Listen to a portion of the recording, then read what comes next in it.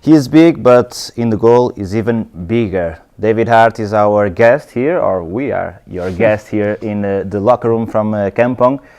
One of the best in the world, 2 times already the best in the world for a goalkeeper. Thank you for having us for this D-Talk, and let's know a little bit more about you and your path and what you expect for your future. Can we start, David, by talking about the Irish team? It's not normal for a national team like Irish team to get the results that you have been getting. Yeah, I think if you look at our country as a whole, it's a sport in my country. It's still quite small in population, but hockey wouldn't be seen as one of the majority sports, unfortunately. And what this group, and since I've been involved in particular, I think since 2006, we've gone up from 20th in the world to now number 10, and we were at our highest point in 9 only a couple of months ago, or back in 2017. And the pinnacle, of course, for our careers was to reach 2016 Olympic Games in Rio. I think it was the first time that there had been a hockey team there from Ireland in 108 years, so that will give you an idea of how special that was. Yeah, was a dream come true, or even not a dream, because you maybe didn't think that it was possible until you get there? That's it, yeah. You can't actually use the cliche of, it's a childhood dream, because growing up, never imagined that a hockey team, or knowing about a hockey team in particular in Ireland, having the potential or opportunity to go on and play in Olympic Games. So then to be an Olympian and to participate in that Games with the players and the squad that went over there was truly a phenomenal feeling and experience. The athletes, besides you or another 2 or 3 guys, weren't up for it. Like, they are amateurs, they are not used to the requirements of an Olympic player. Was it difficult as a team to adapt to that style of working, of life that you had to have to get ready for Rio? I think what we tried to do was obviously be as professional as we could. So with guys who were playing abroad on the continent, whether it's Germany, Belgium, Spain, or here in the Netherlands, we used to fly back after games on Sunday and train Monday, Tuesday, Wednesday, just to get time together as a group, which was really important.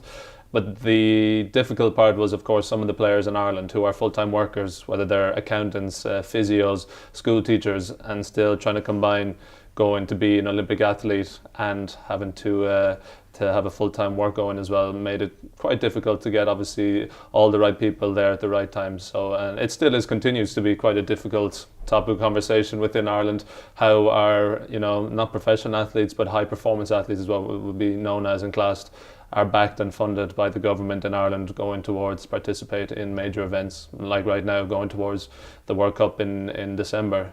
That's such another step for us as a group. The last time we went to a World Cup was 1990. So again, another nice achievement for another few years, but still tough to get guys out of work and obviously reimbursed with the likes of senior players, with children, with mortgages, with other bills and taxes, of course, to pay. And it's just proven quite a difficult task. Yeah, the society, the Irish society, like other societies, are not ready to support a team like a hockey team that is not a major sport in Ireland in this case. No, unfortunately not. There's no other answer to it, but there has been improvements, which has been great, but yet we're still actively seeking a sponsorship for the men's senior team moving forward. I think everyone thought and imagined in the back of their minds that, we've reached the promised land of an Olympic Games and that's it. They're all going to come, knocking on our doors looking to sponsor us, but it wasn't the case. But we still continue our quest, and using the mantra of no excuses, we still put the head down and work as hard as we can. Yeah, it's Olympic Games, World Cup, but before that, there was a lot of work, a lot of tournaments and games that you had to improve to get there. How was that path done? In my head is already flying around the different tournaments that went obviously over the years. A huge turning point for us in the year would have been 2015, the year just before the Olympic Games qualification. It was quite a historic year for us, where we went on to win a European bronze medal for the first time ever in our history as an Irish senior men's hockey team. Also through the tournament I think it was Dragons in Antwerp, we beat Pakistan and Malaysia to finish in the 5th position, which hopefully would have gotten us to the Olympic Games, but we had to wait nervously until October time or something to see what the Oceania between Australia and New Zealand would do before we knew of our fate. And eventually, luckily, we got there in the end. So there's been different points throughout the career of Ireland where we were kind of described as the nearly men, or the not quite there just yet. You know, missing out on London in 2012 was a massive blow. We lost 7 seconds to go to Korea to a deflected goal, and you're thinking so close and yet so far again. But the core group of players stuck around and went on towards 4 years later to reach their ultimate goal. Being Irish doesn't make you less of a player. You are the perfect example of that. You started, and talking now about your club career, you started at your own school, at Brandon Grammar School, right? Yeah, that's correct. But you're not seduced in the beginning to play hockey, right? No, that's very true actually. I had come from a background with a sporting family, with a father who had played Gaelic football, one of the national Irish games, and I myself with my twin brother would have played loads of different sports, from tennis, badminton, the likes of hurling and football for a local club, and would have been thinking everything else except for hockey until we went to Bandon Grammar School, as you mentioned, to start our hockey careers there. I wasn't convinced because I didn't like the different side of it, where it's so technical and you weren't allowed to use your feet, and you weren't allowed physical contact, and there were so many rules, and this I also, maybe just from my own naivety, wasn't aware of the rules, and it frustrated me a little bit. But eventually I thought, you know, why not give a try out as a goalkeeper? Yeah, but because before you were playing outfield, right? Yeah, and trying to play outfield, yeah. And it was after a conversation with your parents, they said that maybe you were getting out of that school. You have a second thought? Yes, I was in a predicament where I was going to be taken out of boarding, so where we used to stay overnight and from Monday through Friday, and majority of school sport took place obviously after school hours, and I wasn't utilising it. Sometimes I just wouldn't go to hockey training, you know, wouldn't feel like I wanted to, would be off with my friends, walking around the school, I don't know, eating junk food, just, you know, not going down the kind of the channel that my parents would have liked to see me do, or what my brother had done, or my two older sisters who also went to the same school. So it wasn't an ultimatum by any means, because it was up to me and my choice, but thankfully goalkeeping kind of was my saving grace, where I got absolutely hooked, and just since then still love it. And you started in a game, not yes, in a training? Not even in a training session, no. Having someone put the equipment on me just before the game for the first time ever, I'll never forget it. And then I think I touched the ball maybe once. It's one of those kind of schoolboy hockey games, 12, 13-year-old boys running around a massive pitch. Ball came to the circle once. I can still remember making a save with my left leg guard. It came a bit high. I didn't even realise the ball could come off the ground until that moment. And the adrenaline rush that I received that day, something that was a huge influence on me moving forward to stick with being a goalkeeper. Always with your brother also, playing together, was important also. Yeah, like anyone would say, if you get an opportunity to participate in any sporting event with a sibling, and not everybody has a twin brother to be able to do it with, probably the best thing was that we never had to worry about any issues or complications between us, because so different positions, me being the goalkeeper, he was a central defender, but yet there was always that link and that bond and connection between us that is still there today. Over 200 caps plus together played for Ireland, so that'll give you an idea that we've been through thick and thin for the last number of years, that's for sure. Yeah, and playing for your country with your brother, it's something special for sure. Yeah. Just playing for your country, it's special. Having the opportunity to do it with your brother. Yeah, and to do it in events, like I mentioned to you, European Championships, Olympic Games, yeah, literally the pinnacle of one's career. And it's easier to play with him, or harder because you know him, you don't want to fail yourself, but you don't want your brother to fail. You suffer more? I wouldn't say suffer more, no. I think that the best thing about it is there's a huge awareness between the both of us. Sometimes a look is enough. I don't have to, as the guys joke about, lift my helmet up and spray somebody with a lot of expletives and words that I won't repeat, but you know, having that connection and that overall awareness of one another on the pitch, that we both got each other's back, is it's a lovely feeling to have as well. So yeah, very much so.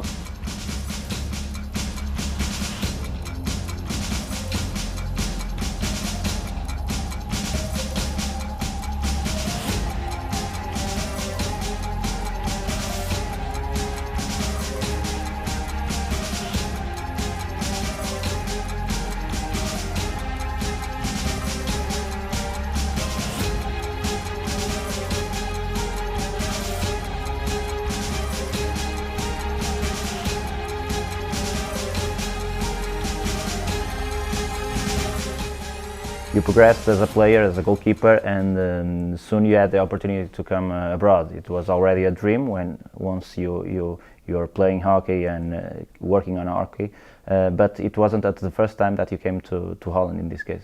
No, I had an opportunity when I was still at university maybe to go play abroad, and I think it was the only one time ever that my father put his foot down and said, listen, you're not going until you finish your degree.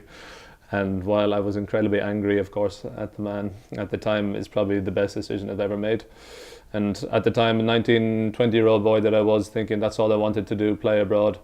And it was taken away from me like that, with good reason now that I look back on it. But then once I had finished up my studies and my degree, it looked like I was going to be staying in Dublin with my club, Pembroke Wanderers. Had received a good job offer in Dublin as well.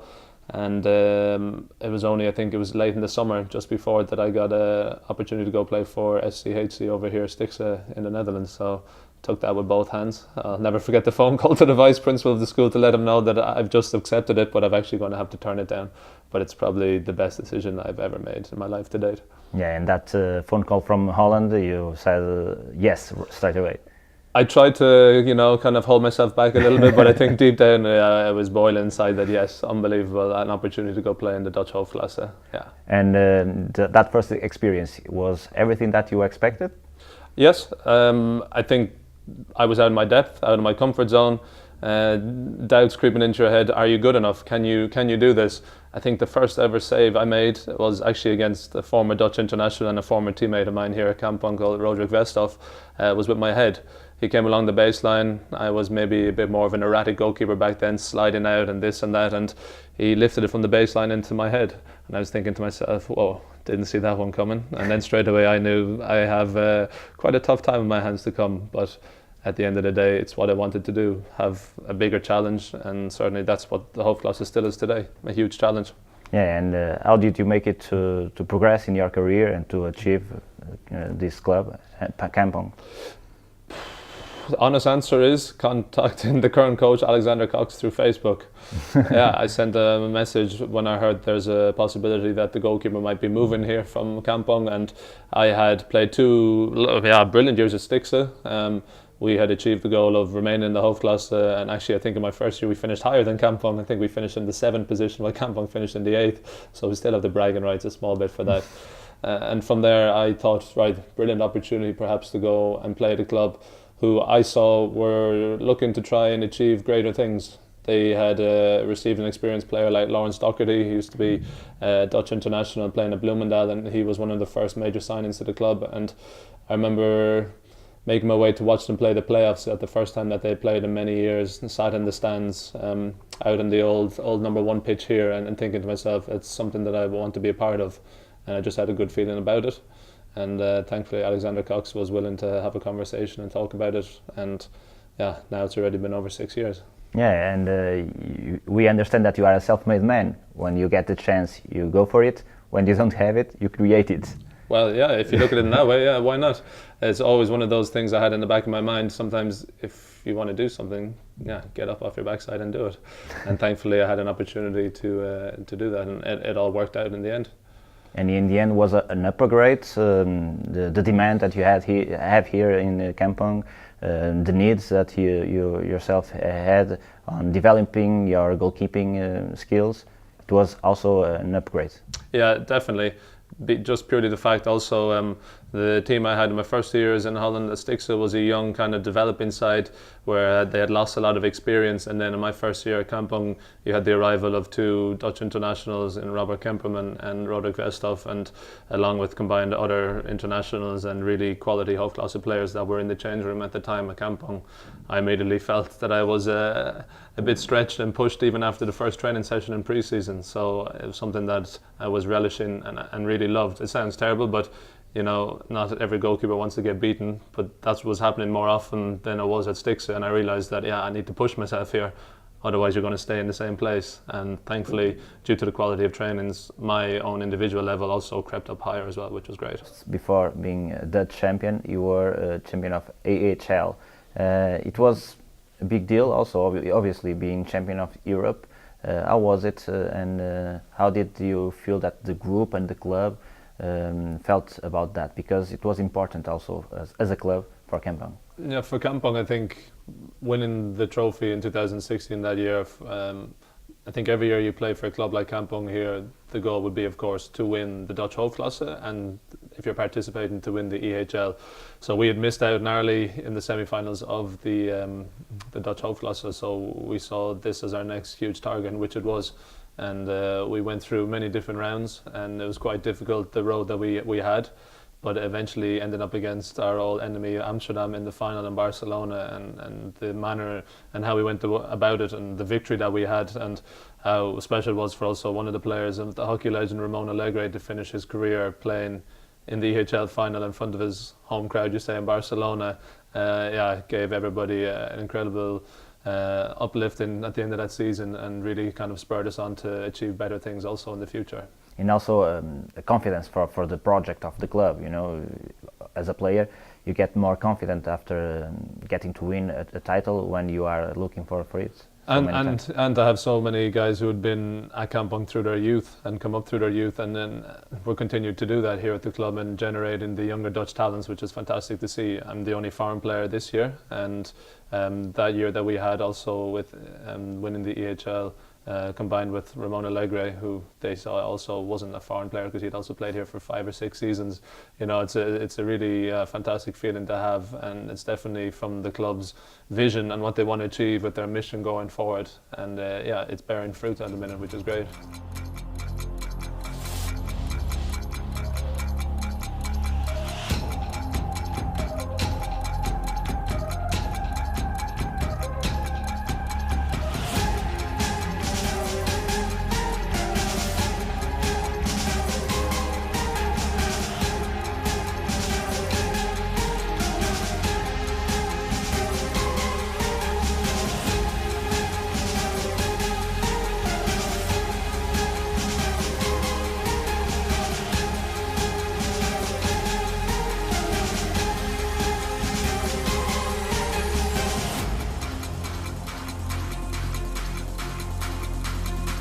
You were named twice best goalkeeper in the world.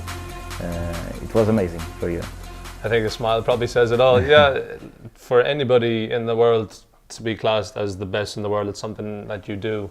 Yeah, it's really quite a phenomenal feeling that you can't actually describe it until you think about it just a bit more. The game of hockey and how popular it is around the world, and then suddenly in your position you're claimed to be the best goalkeeper or that best player in the world, and to do it twice was really, really something special that I'd never imagined in my wildest dreams. And even for the third year now to be nominated again, even in the top 5 goalkeepers in the world, was a credible feeling that I'm still so proud of as well. That you see all the years of hard work, that it's not just a flash in the pan where you're up and then you're down. It's kind of what all goalkeepers strive to have, is consistency. And it's something I took from a very young age from a goalie coach back home in Ireland called Nigel Henderson, is that aim for consistency and focus on yourself. And you think that you can get there another time? I wouldn't say it's a priority of my list, that's for sure. I think already in my mind moving forward in the future is what I want to achieve with Ireland, what I want to achieve with Kampong. And having just recently re-signed for another 2 years at Kampong, I know that there's definitely more trophies and competitions that I want to go and achieve and win with them. And as well as that, with Ireland, 2018 World Cup, 2019 qualification, hopefully for Tokyo 2020, and that's the most important thing in my mind. And probably you have the trophies back home. You can have a look sometimes to them. It feels weird when you get there. Well, I came from Ireland and I got this. Yes and no. Yes, because I think many other people might not have ever thought it possible. Sometimes I'll probably say me also, but then on the flip side of it, no, because it's you worked hard for that. Yeah, and it's like anything, and then hopefully that can only inspire the next generation of goalkeepers, not just from Ireland, from other countries around the world that might not be seen as powerhouses in world hockey, to go, if you want something bad enough, go after it. Chase your dreams. That's what they're there for. And after getting that prize, that trophy, more pressure, more responsibility, or more adrenaline? A mixture of all three, probably. But I think in my first year, I struggled a little bit with it. I think, suddenly you feel that there's a huge target on your back, that everything that you do on the pitch, you're supposed to be the best goalkeeper in the world, and you let maybe a poor goal in, or do you start looking at yourself a bit differently? He's like, I should have done that, I should have saved that because I'm the best goalkeeper in the world. So it was difficult in the first year, I'll definitely admit that. The second year I managed to enjoy it just an awful lot more. You talked about India. You went there for several years already, and it was like coming to Kampong. You didn't have any fear of trying to go there, even if you were not very known or welcomed or something like that. You wanted to go and you went. Yeah, you could say that was a bit kind of kind of narrow-minded of myself, just looking at the end goal of I wanted to get to play in the Hockey India League, and that was it. I remember watching the first season of it from my bedroom here in Utrecht, and thought to myself I would love to participate in that. And the second year managed to get in touch with how do you actually go about getting selected or put into the auction. In my first year I didn't even know that was possible, and then after that managed to put my name in the hat, as they say. And then suddenly it was after the second round that I realized that I had been selected. But at the time I was working as a school teacher. I was in a big conference hall in Amsterdam, and I got messages coming through, you've just been picked up by, at the time it was Mumbai Magicians. Oh, and you're the cheapest farm-based player to be bought. I didn't care one bit. I think I had to leave the conference straight away. I was just so happy, another opportunity to go and play hockey in a country like India. And yeah, okay, you can say you put yourself out there a bit on the limb, thinking, will you get selected? Won't you get selected? But at the end of the day, if you want to win the lottery, you got to buy a ticket. Yeah, and you got 2 years later to be the most expensive goalkeeper of the competition. Yeah, that's how it worked out. And I think that was also on reflection of what we had done with the national team of Ireland back in 2015. We had a phenomenal year. We had qualified for the Olympic Games. We had won a bronze medal. Everything around that year was just perfectly balanced with what we achieved as the group, and also with Kampong here having reached the playoffs finals for the first time, unfortunately losing. It was a really good year for myself personally, but also the teams that I was involved with. So to get the remuneration that I received for my goalkeeping skills at that time, it was quite flattering, that's for sure. And how was the experience of playing with full stadiums, full of fans, walking around the streets and being recognized, having that type of heat, and also the different culture you find in India? Yeah, India is just an amazing country. It's literally, someone described it brilliantly to me, and I think I'm going to steal that quote. It was like, it's an assault on your senses. So the noises that you hear, the smells, what you see, everything about it, the taste of the food, it's just something you really have to experience yourself. You can't tell people about this is how good it was, this is how bad it was. You have to go and live it, and that's what I had the opportunity to do 4 times for almost 6 weeks at a time. And it was quite difficult at times in certain areas. Say with the team I would have been based in Mumbai, you're training and playing in 30 degrees temperature, where you're not so used to that as an Irishman, or in the Northern European area.